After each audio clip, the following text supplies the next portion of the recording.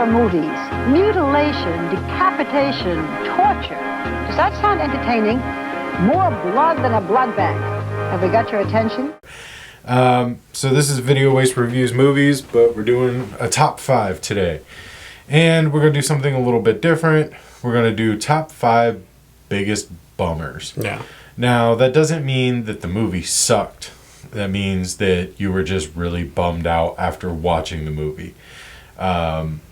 The movies are typically still really good. They just draw that type of emotion, like a really good album or something. Mm-hmm. So, do you want to kick it off? You have honorable mentions, right? Yeah, I got honorable mentions. I'll put those between 2 and 1. Do you want to do those now? No, that's fine. Whatever. Okay. All right. So, do you want to kick it off? With my number 5 is a movie that came out a couple of years ago called A Ghost Story or Ghost Story or something. Okay. It's a Casey Affleck, A24 or whatever, that company that makes those really good but very really good or missed completely. Like Blumhouse basically. Yeah. But better.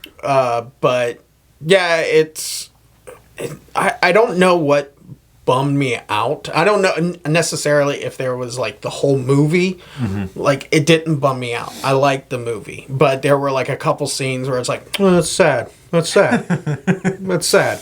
And then it makes you start thinking, because I think it's a cool concept for a movie, but also I think there's just moments in it that's oh, that's kind of fucking sad. So that's why it's at number 5. Fucking A Ghost Story. All right. My number 5 is a 2018 horror drama called Starfish. I saw it on Shudder. It's essentially a post-apocalyptic movie, but so this young girl wakes up in her dead friend's apartment, essentially. The friend had just passed away, and she's just kind of there dealing with the grief. But the world is ended also, and there's very few people left. There's monsters trying to kill what is left of humanity. And she is given a, what are those things called? Scavenger hunt, basically, looking for cassette tapes that may or may not stop the end of the world. And it's just, it's really good. I enjoyed it, but it is a bummer of a fucking movie, because you're basically just, the whole movie is showing you dealing with loss and pain and everything and grief. And the ending is super open. It's very interpretive on whether she saves the day or not. So that's my number 5. I really enjoyed it, but it's not as big of a bummer as what else is on the list. So I would recommend going and watching it if you have Shudder, for sure. Yeah, these are kind of funny. You can recommend it all you want, but it's I don't feel like having a shitty day.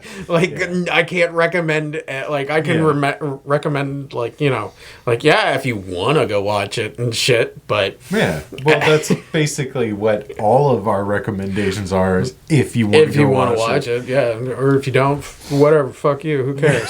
Yeah. Fuck you. You'll watch it. My number 4, I had a hard time with number 4 because I kept taking my honorable mentions and putting them there, and I was no, what really matters and stuff. So my number 4 is fucking WALL-E. Huh, interesting.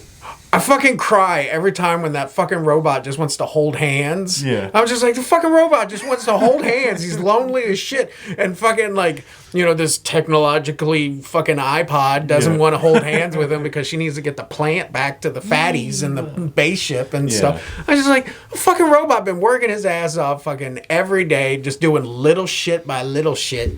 And just fuck that movie. I don't know what Disney was thinking. I saw that with you for the first time I saw it was with you at Mac's place on the projector. He was let's watch WALL-E. Let's watch WALL-E and shit. And that's when it kind of was oh, that's sad.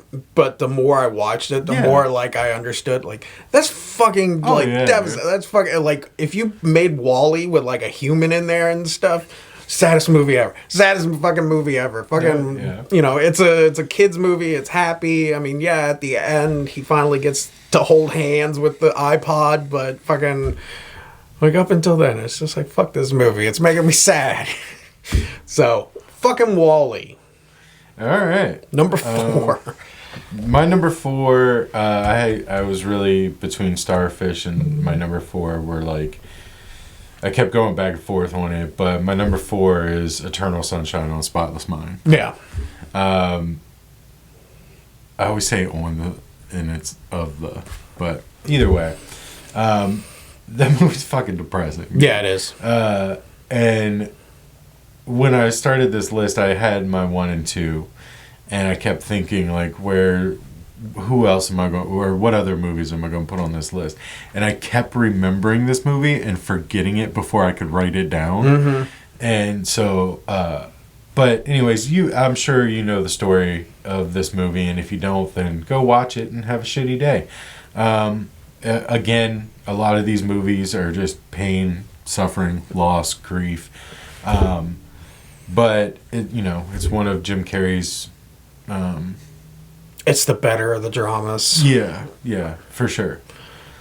But yeah, I think if you would have put like a different actor in the Jim Carrey role, it wouldn't have worked as well. Yeah. Or it would have seemed like if you would have got like just a straight up drama actor. It would have been a different vehicle completely. Yeah. But yeah, I definitely see that. I think I've only watched that movie like once, and I was just like, I get it. I don't need to fucking see this. Yeah, I've seen it a couple of times, but it's my number 3 and my number 4 are kind of along the same lines of like not too much, in small doses.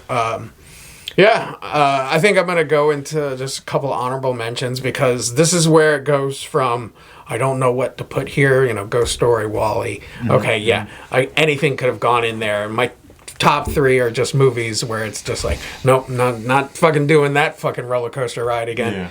Yeah. Which one is it? Boys in the Hood? What, when Ricky gets shot? Yeah. And then we learned the test score and stuff, and it's just like, God fucking damn it. That pissed me off for the rest of the day. That is a really good one. Yeah, it's such a goddamn bummer, where I'm just like, that sucks. Yeah. Another one, and this is kind of like on the line of Wall-E, My Girl. Dude, I had My Girl on the list. That was one of my honorable mentions. I was like, fuck it, he has honorable mentions. Yeah. And it worked out anyways. Yeah, My Girl. Dude, that's a bummer. Fuck? Yeah, dude, I like cried at the end of that movie when I saw it when I was a kid. I was like, what? Yeah, no, they built it up. The bees killed him? Yeah, they built it up so fucking good. Where, they work in a funeral home and they've already established I can get killed by bees, and then they find bees, and then you're kind of like, that little boy is like, he's fucking dead. You got to be kidding me. And and the girl's speech at the end too. Yeah, it's all soul crushing. Yeah, this wasn't a good idea. Yeah, just fucking the rest of the day, just like fuck. But at least we're on the same line. I mean, My Girl. That's a fucking bummer. All right, Requiem for a Dream. That's my number 3. The movie is fucking hard to watch. Mm-hmm. It is disgusting. You want to take a shower afterwards. It's just a very... Yeah. Ugh. Yeah, it is a rough movie. Yeah. I mean, if you haven't seen it, go watch it. Yeah. You'll love it. But you'll hate yourself for loving it. And you'll never watch it again. I've seen it 1.5 times. I can't even make it to the double dildo scene. I'm just I'm out. It's too sad. It's too depressing. You got further. Point. And Jared Leto's pretty eyes fucking make it that much more sad. Then I'll go in. I also, on the list somewhere, have Requiem, and I'll talk a little bit more. Yeah. My number 3 is Dancers in the Dark, or Dancer in the Dark. It's a Bjork movie. Okay. And, there are just sad moments in it and stuff. She's, saving money and stuff, and the money gets stolen. Mm-hmm. And it's done through, some of Bjork's music and whatnot. But But yeah, Dancing in the Dark, it's really sad. I won't watch it again. You know, and that's why the three movies that I'm going to talk about, I will not watch. I won't watch them anymore. I saw things, or I saw them, or whatever. I'm done. I guess it's time to get to the top two. Top two. All right, so my number two, I saw randomly. I don't know how or why I came across this movie, but it does have a good cast. Sasha Grey is in it. Thomas Jane is in it. Jeremy Piven's in it. Rob Lowe's in it. It's a pretty well-known cast. It's called I Melt With You. It's a 2011 thriller drama, but it's just four friends get together. Just Sasha isn't one of them. The other guy is Christian McKay. These four guys get together, they party over the weekend. They're all older now, so they're reminiscing and just partying and stuff. And then something comes up and things take a very dark turn. And it's still full of drug-fueled partying, but it's just getting like Requiem for a Dreaming. Like, it's just getting more and more fucked up. And there's no blood, there's no violence really. It just takes a very dark turn, and it was a rough one. Yeah, I don't mind watching this one again because the actors are so good in it, but it's a hard watch. And like, I usually have to watch this one because it's such a good movie. I continue to watch it, but I usually have to watch like half and then watch like Step Brothers and then the other half so that I don't kill myself. Yeah. But that's number two. So the way you're describing it kind of reminds me if The Hangover 2 was given to somebody else and made into a dark, like Cronenberg or David Fincher, The Hangover, that's what you get. Yeah, where it's not, let's make jokes and do this, but let's actually talk about, you know, blacking out and not knowing what you did the night before. Well, it's not so much that. No, not that. I'm talking about what this has to deal with like something that happened in the past that's kind of bringing itself back around. But yeah, so it's fucked up. But I would recommend go seeing that one because it's really good. And if you're into those kind of like bummer movies, like if you really like the brand new album The Devil and God Are Raging Inside Me, then you'll love this movie because you'll get the same feeling. Neat. I don't know what you're talking about. Anyways, my number two. Is the album called Brand New? No, the band Brand New. Oh, the band. They were like a super pop punk band, but then they randomly put this fucking album out that was super depressing. It was like, what happened here? Yeah. But anyways. Brand New's brand new. Fuck that title. All right, my number two, you actually introduced me to. It was The Girl Next Door. Now, please explain to the audience members. I'm not talking about the fucking boner comedy from the early 2000s. Right. So there's two of these movies. There's The Girl Next Door, which is the boner comedy, The Girl Next Door. And then there's one that's a little bit darker. And that's Ain't no fucking little about it. It was fucking dark. It's fucked up. That's called Jack Ketchum's The Girl Next Door. Okay. Yeah. So don't watch it. Don't recommend it. Okay, this motherfucker puts this movie on in the other room, and as the movie is going, I go, I'm done, and I walk out of the room. I still hear it, but I'm in the other room just chain smoking and stuff in there, just being like, I don't want to be a dick and be like, turn this off, but at the same time, he's a gracious host. Yeah, I ain't fucking watching this. It's an experience. It's a fucked up movie. Yeah, these are the top two, in my opinion, are just movies that are like, I gain no benefit. This is like a diet of ice cubes.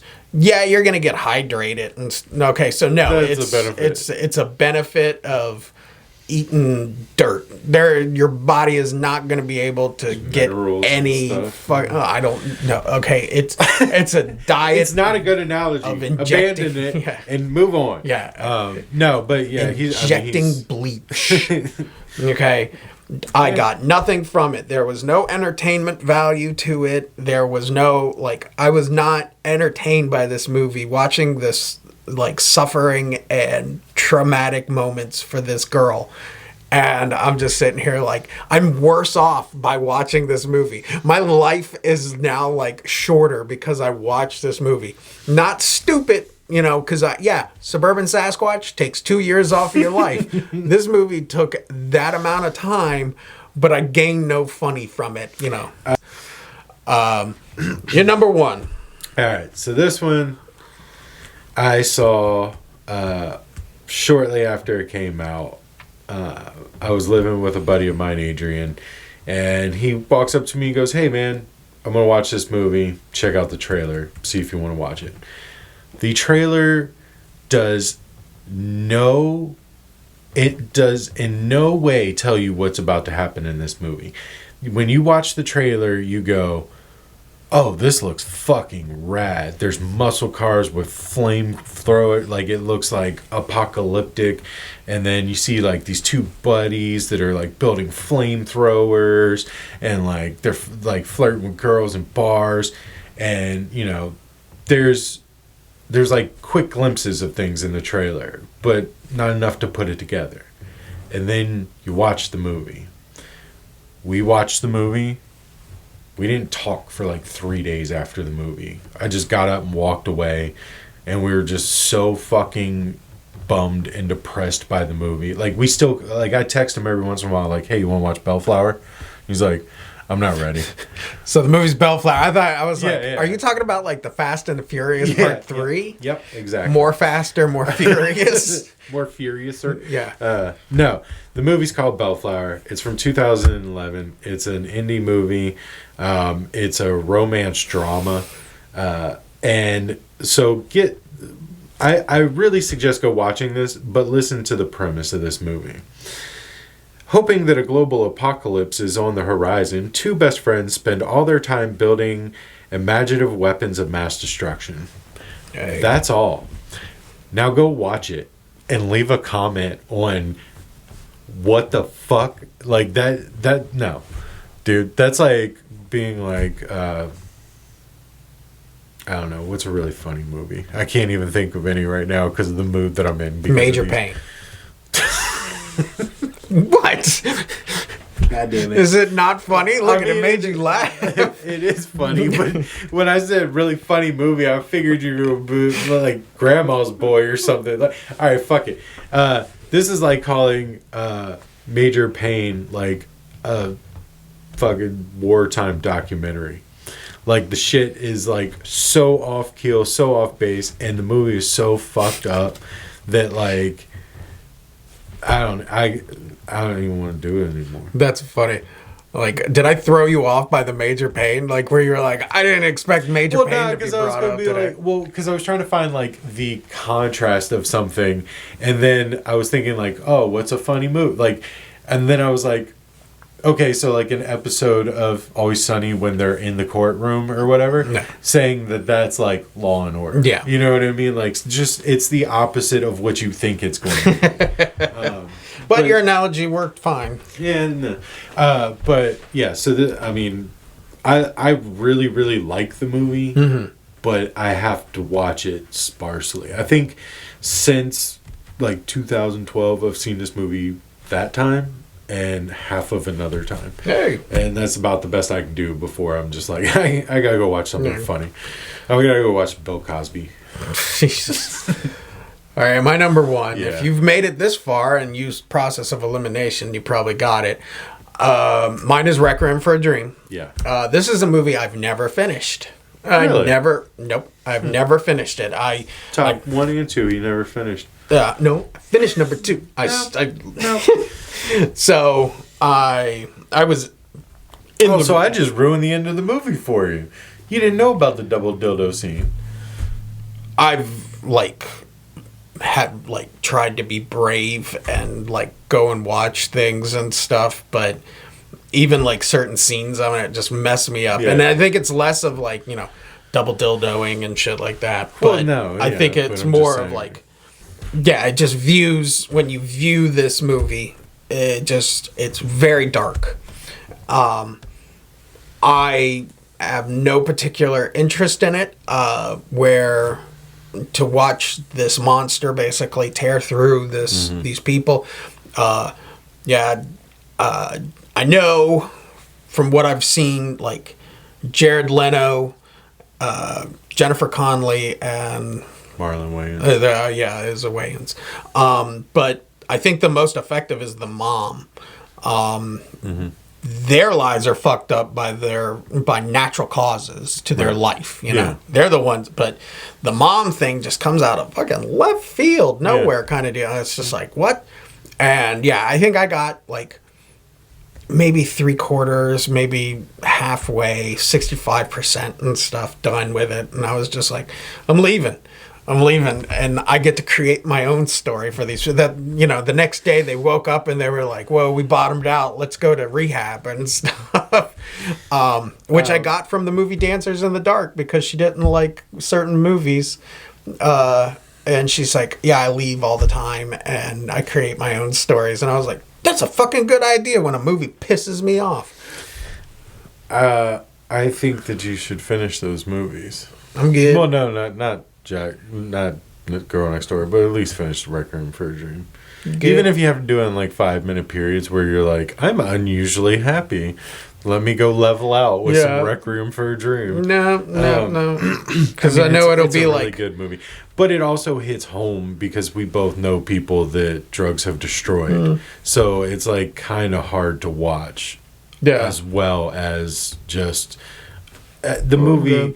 And the thing about this is, with the exception of your number 2, these movies are done so well that they make us feel like that. Yeah. And that's important. The Jack Ketchum's Girl Next Door is just a low budget fucking murder porn. Yeah. But it, you know, it still works. The other version of American Crime, that one does the right thing by it being good and sad. But yeah, I mean, these movies are most of these movies are held in high regard because they are so good, and they do exactly what they're intended. They're intended to make you feel dirty, and they do, minus Wall-E. I was about to say, like, fucking Wall-E?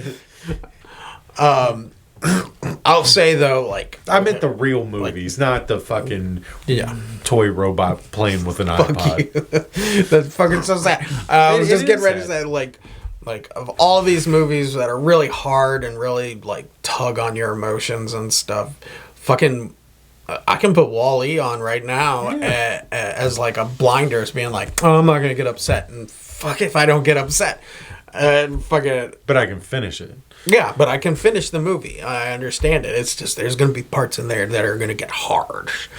But that Requiem for a Dream and that fucking Girls Next Door movie, and I'm good. Yeah. I have no interest. I don't care. I don't want to fuck my day up.